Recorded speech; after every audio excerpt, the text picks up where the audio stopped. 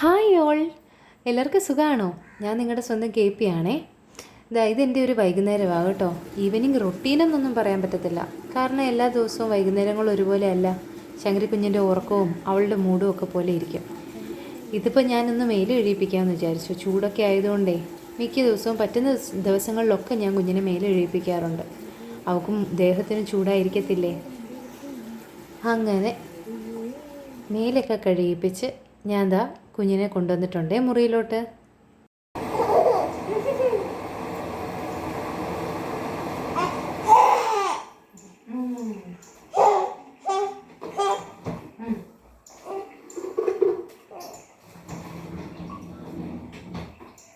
ഇവിടെ വെച്ചാൽ കിട്ടുമോ കാറ്റ്?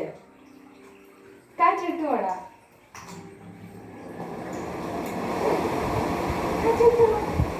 കാറ്റ് കിട്ടുമോ ഇവിടെ വെച്ചാൽ?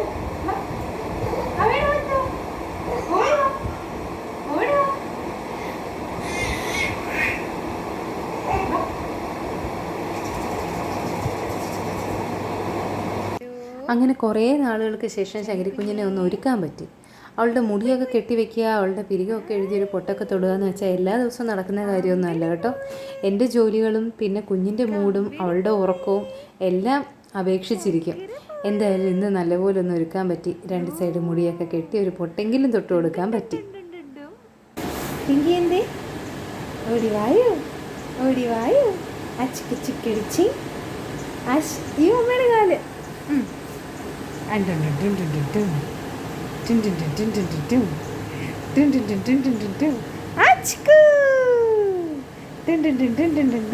ഹായ് പിങ്കി. ഉറക്കമെല്ലാം കഴിഞ്ഞിട്ട് എഴുന്നിട്ടിട്ടല്ലായിരുന്നോ നമ്മളൊന്ന് മേലെ കഴുകിയേ. അത് കഴിഞ്ഞതാ കുറച്ച് നേരം കളിച്ചു. ഇനി കുറുക്കു കുടിക്കണം, അത് കഴിഞ്ഞ് ഉറങ്ങണം. എന്തായാലും അവൾ ഉറങ്ങി. അപ്പം ഞാൻ ആ സമയത്തെ ഒരു ചായ ഇട്ടങ്ങ് കുടിക്കാമെന്ന് വിചാരിച്ചു. ഞാൻ നേരത്തെ വീഡിയോസിൽ പറഞ്ഞിട്ടില്ലേ, എൻ്റെ എനർജി ബൂസ്റ്റർ എന്ന് പറഞ്ഞാൽ ചായ, പ്രത്യേകിച്ചും കട്ടൻ. പാൽ ചായ എപ്പോഴും ഉണ്ടാവാറില്ല, മിക്കപ്പോഴും കട്ടൻ ചായ ആയിരിക്കും, അല്ലെങ്കിൽ കട്ടൻ കാപ്പി. അതാണ് എനിക്കിഷ്ടം. വായോ ശങ്കരു, ശങ്കരി വാ, ഓടി വാ, ഓടി ഓടി വാ, ഓടി ഓടി വാ ശങ്കരി അമ്മേ. അങ്ങനെ കുറച്ച് നേരം കാർട്ടൂണൊക്കെ കണ്ടു കഴിഞ്ഞു. ഇനി വിളക്ക് എത്തിക്കാനുള്ള ഒരുക്കമാണേ. ഞാൻ മുടിയൊക്കെ ഒന്ന് നല്ലപോലെ കെട്ടി മുഖമൊക്കെ കഴുകി വിളക്ക് എത്തിക്കാനങ്ങ് ഒരുങ്ങാമെന്ന് വിചാരിച്ചു. അപ്പോൾ തലേ ദിവസത്തെ തിരിയും വെള്ളമൊക്കെ മാറ്റാൻ നേരം ഞാനൊന്ന് കതവ് തുറന്ന് പുറത്തോട്ട് ഇറങ്ങിയതും ഒരാളിതാ പിച്ച് വെച്ച് പുറകേ വരുന്നുണ്ട്. കണ്ടു? പിന്നെ അവിടുന്ന് അവളെ തൂക്കിയെടുത്ത് കൊണ്ടുവന്നിരുത്തിയിട്ട് വേണം വിളക്ക് എത്തിക്കാൻ. കുഞ്ഞിനെ വിളക്ക് എത്തിക്കുന്നതും നാമം ജപിക്കുന്നതും ഒക്കെ വലിയ ഇഷ്ടമാണ് കേട്ടോ. കുഞ്ഞിനെ മുതലേ ഞാൻ പ്രസവിച്ച് കിടന്ന ആ സമയം 28 കഴിഞ്ഞപ്പോൾ മുതലേ അവളെ മടിയിലിരുത്തിക്കൊണ്ട് അമ്മ നാരായണീയമൊക്കെ വായിക്കുമായിരുന്നു. അതുകൊണ്ടൊക്കെയാണോ എന്തോ കുഞ്ഞിന് വലിയ ഇഷ്ടമാണ് ഇതൊക്കെ.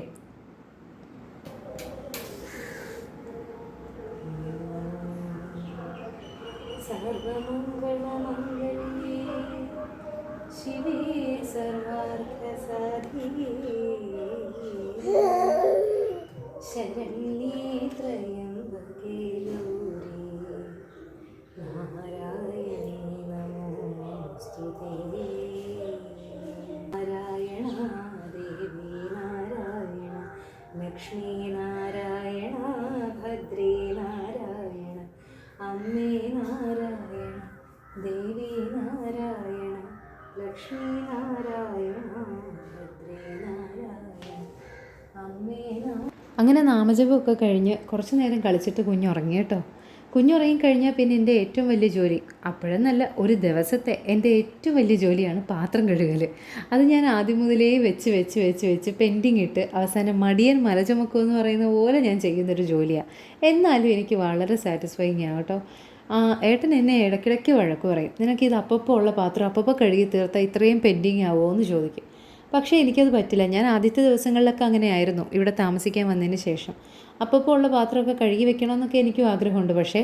പക്ഷേ കുക്കിങ്ങും പാത്രം കഴുകലും മാത്രമേ നടക്കുകയുള്ളൂ. ഒരു ദിവസം അടുക്കളയിൽ നിന്ന് പുറത്തോട്ട് ഇറങ്ങാൻ പറ്റത്തില്ല. പിന്നെ ഞാൻ മാത്രമേ ഉള്ളതുകൊണ്ട് ബാക്കി എല്ലാ ജോലികളും നീങ്ങണ്ടേ. അപ്പോൾ പിന്നെ ഞാൻ പാത്രങ്ങൾ അവിടെ ഇടാൻ തുടങ്ങി. അപ്പോൾ കുക്കിംഗ് കഴിഞ്ഞ് കഴിഞ്ഞാൽ പിന്നെ കുളിയും നന, പിന്നെ അല്ലറ ചില്ലറ ജോലികളെല്ലാം ചെയ്ത് രാത്രി എല്ലാം കഴിഞ്ഞ് 12 മണിയായാലും നമുക്ക് പാത്രം കഴുകാം. പാത്രം ഏറ്റവും ലാസ്റ്റ് കഴുകിയാൽ മതി. എൻ്റെ ഒരു അഭിപ്രായത്തിൽ നമുക്ക് രാവിലെ എഴുന്നേൽക്കുമ്പോൾ അടുക്കള നീറ്റായിട്ട് കിടക്കണം, അല്ലെങ്കിൽ രാത്രി കിടക്കാൻ നേരത്തെ എല്ലാ ജോലികളും തീർത്തിട്ട് കിടക്കണം. അത്രയല്ലേ ഉള്ളൂ. അത് പകൽ കുറച്ച് പെൻഡിങ് പാത്രം കിടന്നോട്ടെ, ഒരു കുഴപ്പമില്ല. നമുക്ക് ജോലികളെല്ലാം നീങ്ങണ്ടേ. ഏട്ടനുള്ള ദിവസം എനിക്കിതൊരു ജോലിയേ അല്ല. ഏട്ടൻ പാത്രം കഴുകിക്കോളും, പറയുക പോലും വേണ്ട. അത് പുള്ളി ഡ്യൂട്ടി ആയിട്ട് തന്നെ കരുതി ചെയ്തോളും കേട്ടോ. അതെനിക്ക് ഭയങ്കര ഹെൽപ്ഫുള്ളാണ്. പിന്നെ അതിൻ്റെ ഇടയിലൊരു കാര്യം പറയട്ടെ, ഞങ്ങൾ ലവ് മാരേജാണ് കേട്ടോ. അറിയാത്തവരോട് പറഞ്ഞേക്കാമെന്ന് വിചാരിച്ചു. അതിൻ്റെ കൂടുതൽ വിശേഷങ്ങളൊക്കെ വഴിയേ പറയാം. He is such a great husband. പ്രത്യേകം special mention mister Praveen. You are so great and I am so grateful for you. പാത്രം കഴുകുന്ന കാര്യം കൊണ്ട് മാത്രമല്ല കേട്ടോ, എല്ലാ കാര്യം കൊണ്ടും. പിന്നെന്താ, അങ്ങനെ ഈ പാത്രം എല്ലാം കഴുകി സിങ്കും കഴുകി സ്ലാബും തുടച്ചിട്ട് കഴിഞ്ഞാൽ സത്യം പറയാലോ അതൊരു ഹാപ്പി എൻഡിങ്ങാണ്. അതാണ് ഹാപ്പി എൻഡിങ് എന്നല്ല, അതിപ്പോൾ അത് പൊളിറ്റിക്കലി ഇൻകറക്റ്റ് ആവും. അതും ഒരു ഹാപ്പി എൻഡിങ് ആണ്. എന്നെപ്പോലെ അടുക്കള കാര്യങ്ങളെല്ലാം നോക്കുന്ന എല്ലാ സ്ത്രീകൾക്കും ഇത് റിലേറ്റ് ചെയ്യാൻ പറ്റും. If you know you know എന്ന് പറയുന്ന പോലെ അല്ലേ. ഈ പാത്രമൊക്കെ പകൽ കഴുകിയാലും രാത്രി കഴുകിയാലും എല്ലാം ഒരുപോലെ. പിറ്റേ ദിവസം രാവിലെ എഴുന്നേൽക്കുമ്പോൾ അടുക്കള നല്ല നീറ്റ് ആൻഡ് ക്ലീൻ ആയിട്ട് കിടക്കണം.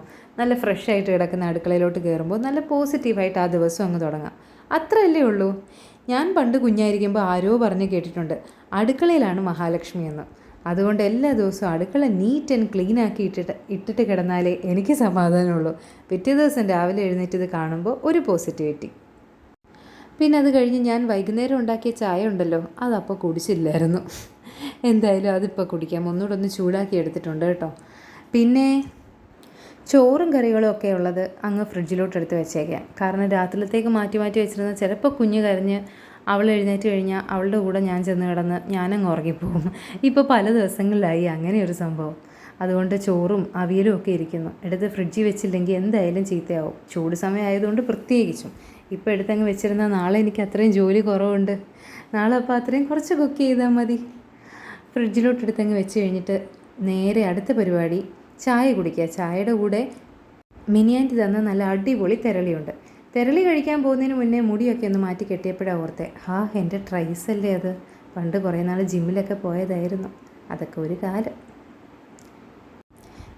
ഇതാണ് എൻ്റെ അടുക്കള. കണ്ടോ, ഈ മോപ്പ് ഇവിടെ ഉള്ളതല്ല, ഇതാണ് മൊത്തത്തിൽ എൻ്റെ അടുക്കള.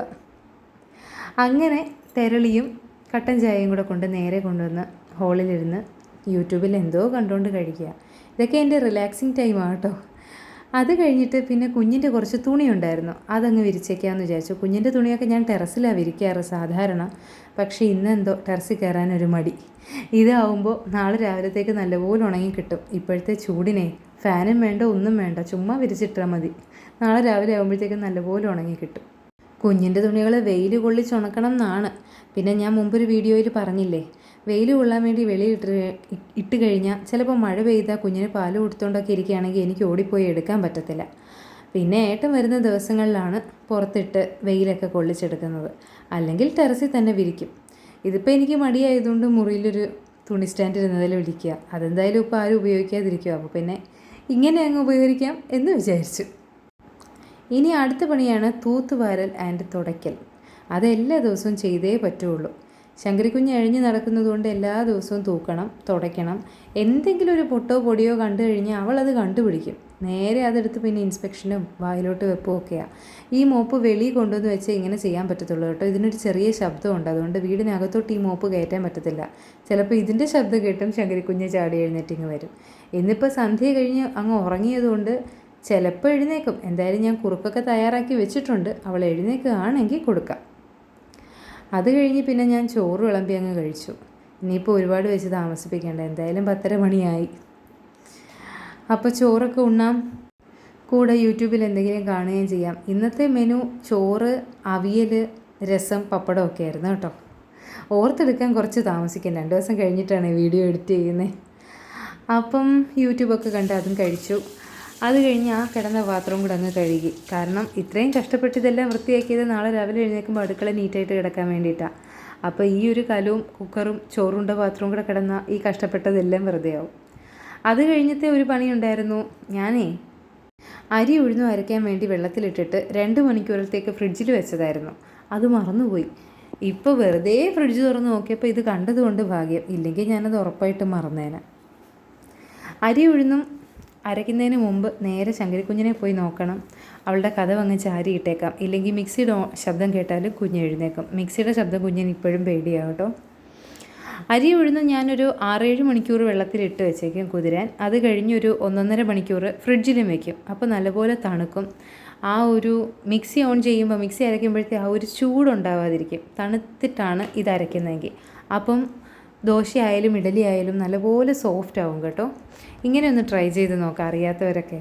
ഒരു 6-7 മണിക്കൂർ വെള്ളത്തിലിട്ടിട്ട് പിന്നെ ഒന്ന് ഫ്രിഡ്ജിലും കൂടെ വെച്ചിട്ട് അരയ്ക്കുക. അത് കഴിഞ്ഞിട്ട് ഇതെന്താ, ഞാനൊരു പൈനാപ്പിൾ ഇരുന്നതിനെ കട്ട് ചെയ്ത് കഴിക്കാമെന്ന് വിചാരിച്ചിട്ട് അത് നടക്കുന്നില്ല. അപ്പോൾ പിന്നെ ഞാനതങ്ങ് ജ്യൂസാക്കി വെക്കാമെന്ന് വിചാരിച്ചു. എന്തായാലും ഇടയ്ക്കിടയ്ക്ക് ഫ്രിഡ്ജ് തുറന്ന് നോക്കുന്ന സ്വഭാവമുണ്ട് എനിക്ക്. എല്ലാ വീടുകളിലും അങ്ങനെ ആയിരിക്കും അല്ലേ? ചുമ്മാ ഒരു കാര്യമില്ലെങ്കിലും ഫ്രിഡ്ജൊക്കെ ഇടയ്ക്കിടയ്ക്ക് ഒന്ന് തുറന്ന് നോക്കണം. അപ്പോൾ കാണുമ്പോൾ എടുത്ത് കുടിക്കാമല്ലോ. അങ്ങനെ ഇന്നത്തെ പരിപാടികളെല്ലാം പരിസമാപ്തിയിലെത്തിയിരിക്കുന്നു. ലാസ്റ്റ് വന്ന് ഗേറ്റും അടച്ചു പൂട്ടി എൻ്റെ പരിപാടികളെല്ലാം തീർത്തു. അപ്പോൾ ചാനലും എൻ്റെ വീഡിയോസും ഒക്കെ ഇഷ്ടപ്പെട്ടെങ്കിൽ എല്ലാവരും ലൈക്ക്, കമൻറ്റ് ആൻഡ് സബ്സ്ക്രൈബ് ഒക്കെ ചെയ്തേക്കണേ. Good night.